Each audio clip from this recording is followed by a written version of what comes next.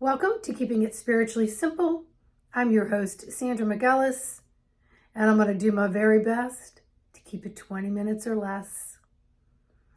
So I like to give more of a booster or a power punch when I talk to clients or when I'm on videos, not to drag things out and find filler words or a lot of fluff and stuff to take up time, because to me, time is very precious. And in our today's society, we are multitasking and doing so many things that we have to respect our time and respect the time of others. So when I'm with clients and I talk about a subject like do no harm, I am referring to our reactions and our responses to our daily life. And are we truly responding in kind and compassion? Or do we reflect back later at the end of the day and go, ooh, ouch. I could see where someone would interpret how I said that or what I did during that situation as maybe not as compassionate or understanding or respectful as I could have. So in reflection, we find ourselves having to forgive ourselves and the situation, or having to go back to that person if we own it enough to apologize and to self-correct and resolve that so it doesn't stew and brew and become a drama trauma for later. Because remember, everything's stored in the subconscious, every memory. And it isn't until you get into the conscious mind that you can look at some of these things and examine some of these things. But why keep stuffing that storage unit full of more stuff and more stuff and more stuff? Let's take a moment to be in our conscious mind and intentionally listen, see, sense, and feel. And is there an action from us? And what is that action going to be? And if that action has an impact and an imprint on someone else's learning and growth, don't we want to step back and think twice? People watch how we carry ourselves. They watch how we express ourselves. Younger versions emulate what they see and then what they hear. So they could be walking, living mini yous. So if that's the case and you have this beautiful opportunity, don't you want to create some very powerful mini yous? I know I would.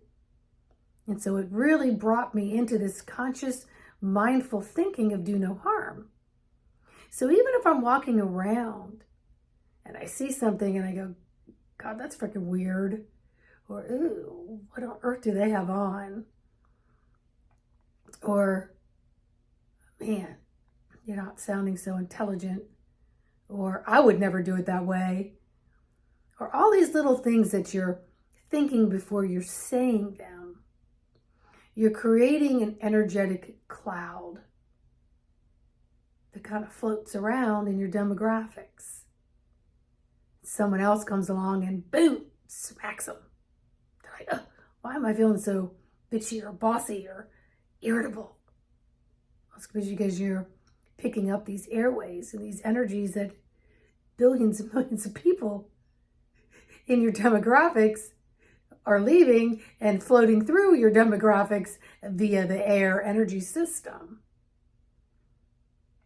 And so if you're in your mindful, conscientious 10% of your brain, it takes due diligence to stay there, because the other 90% is your subconscious. You want to respond and react the way you've patterned yourself to do so. But when you're in the conscious mind, you got to override all that.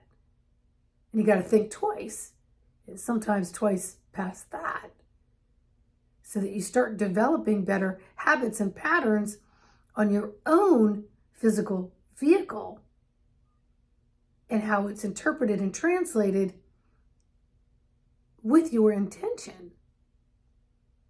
So you intentionally place energy into all your responses. so that the person retrieving and receiving is able to circulate that in the way that you intended it. So we have an opportunity to empower through being empowerment and empower minds right here and now within ourselves. So we have a moment of do-over. So before you create a day of do-overs, if you really step into, oh, I stepped out. I stepped into my subconscious. I stepped into autopilot. Ooh, let me get back here. Let me place a smile on my face, which continues to have a cascade of happy hormones running through my body. So now my energetic field is more of a light, fluffy cloud, and my physical body is carrying itself in a completely different way. And then instead of the smile looking like it's plastered and fake, it becomes much more natural and soft. And as it changes your physiological makeup, watch what it does to the people around you. So everything starts with thought. And thought then plays out in your body language, not just the words in which you are about to spew. So everything about you, you have an opportunity to make a choice of, do you want it to be a healthy, happy, impactful imprint? Remember, even if you're in a room alone, you're never alone, because your thoughts travel, your energy travels. And if you believe in the divine realm as I do, and a higher source, I'm in checkmate all the time. So I've got to answer to my higher self, and the higher's above that.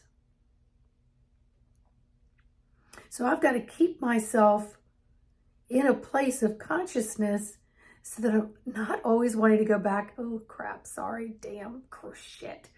Ugh, shouldn't have done that. So I'm in this beat up mode, which then is in polar opposite of my cascade of happy hormones. So now we have this clanking of energy. And remember, in the presence of happier hormones, there is a free-flowing oxygen. And in these fear, anger, beating yourself up, lower densities, there is lack of oxygen. And when there's lack of oxygen, we open ourselves up to dis-ease. And when there's a full presence of oxygen, we are open to this effervescent flow of love and self-generation. Everything is calibrating and regenerating with grace and ease.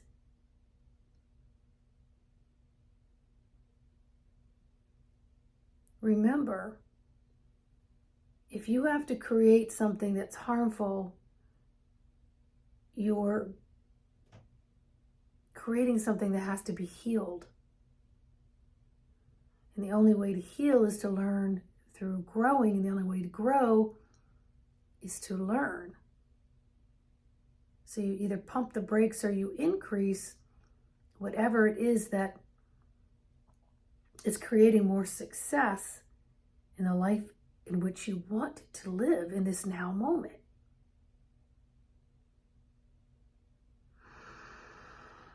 Let's take a nice deep breath on that.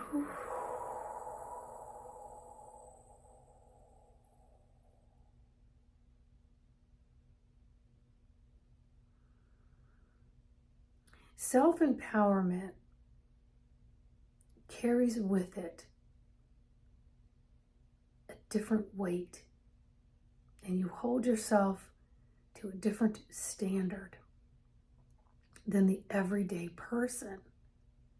So you have an opportunity to set an example, to be a mentor, to be an instructor,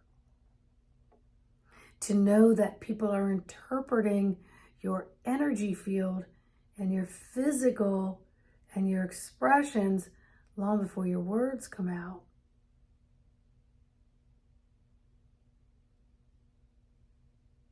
How powerful is that?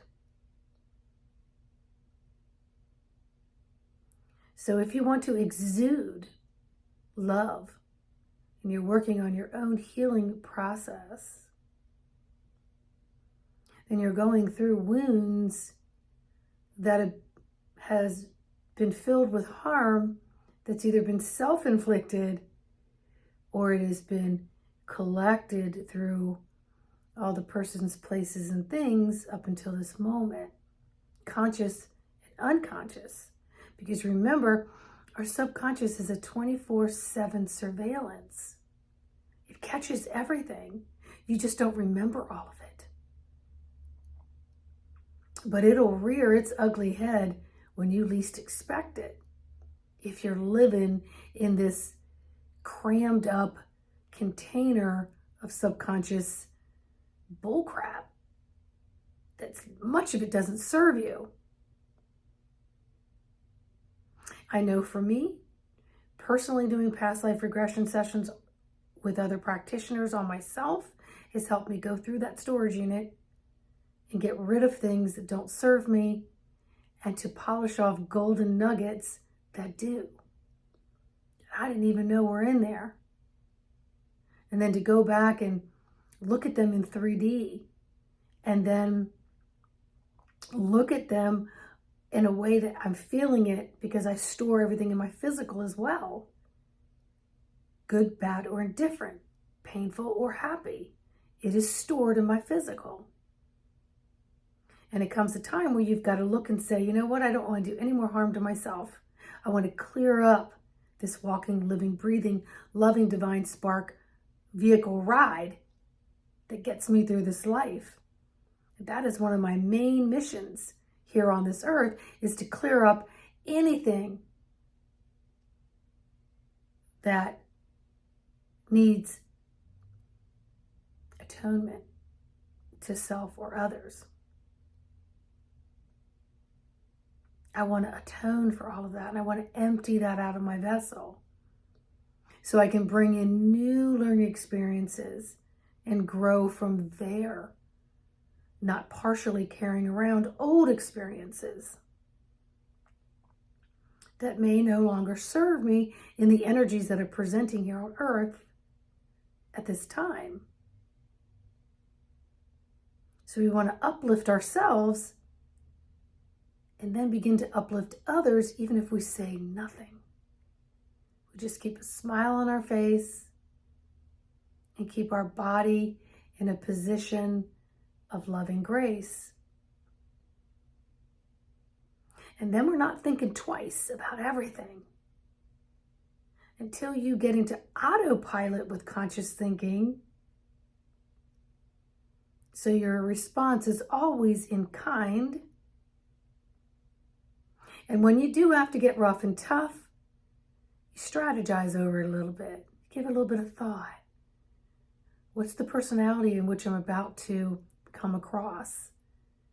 And how do I align my energy so that I am impactful in what I'm about to deliver, to teach them a lesson or share a lesson with them to help them grow? So much of what we do autopilot creates harm on everything. And then you make up excuses. Oh, I did my best. Well, I didn't mean to do that. I was in a bad mood. Oh, I was in a hurry. Oh, I wasn't thinking. No longer do those excuses hold valid in today's world. You have to think twice and quadruple it until you become a better emanator and exude the love in which you would like to be shown. So self-correct those thoughts. Cancel, alt, delete those thoughts. See where they wind up in the feeling of your body and say, oh, let me let go of that. Whoa, dog. Oh, I had no idea I was carrying all of that. This will hit every pinpoint of your self-worth, your hopelessness, your helplessness, your vulnerability, because it's going to bring up emotions in you to self-develop you through this learning, growth, and healing. And all that has to take place. So while you're doing that, and you still have to go about your day, take the time to be in your conscious mind. Put the smile on your face. Call in your energetic team. And say, please remind me when I drift into autopilot.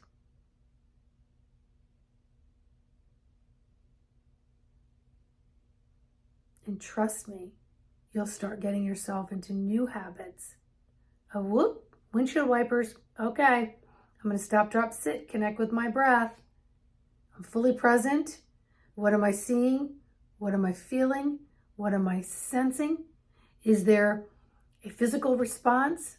Is there an auditory response here? And then how do I want that response to be so that it is received and not creating harm?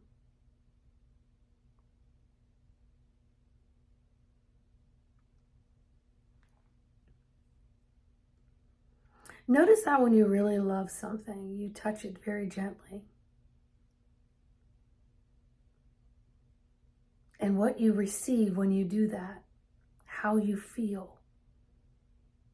And then read the responses of the person or the thing, whether it be an animal, a plant, anything, relationship, no matter what degree of relationship that is. When you're physically in the presence, touching someone else with so much softness and love, look at that transference that occurs. And also understand that your energetic dome carries everything before this. So if you're going to go into a situation where things could get a little hostile, or you've got to deal with something that isn't going to be very pleasant, anxiety could come up, whatever it is, align all of that. Stop, drop, sit, connect with the breath, become aware of the consciousness, and empower mind yourself. Turn it on. I'm here to learn. I'm here to experience. I do not want to create harmful experiences for anyone else.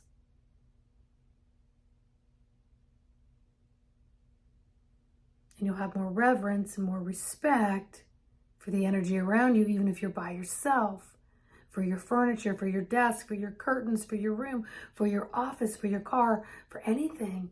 You will have more reverence and respect because you will reach out with your thoughts and your energy and your physical self with a lot more grounded and respectful love because you're setting your intention.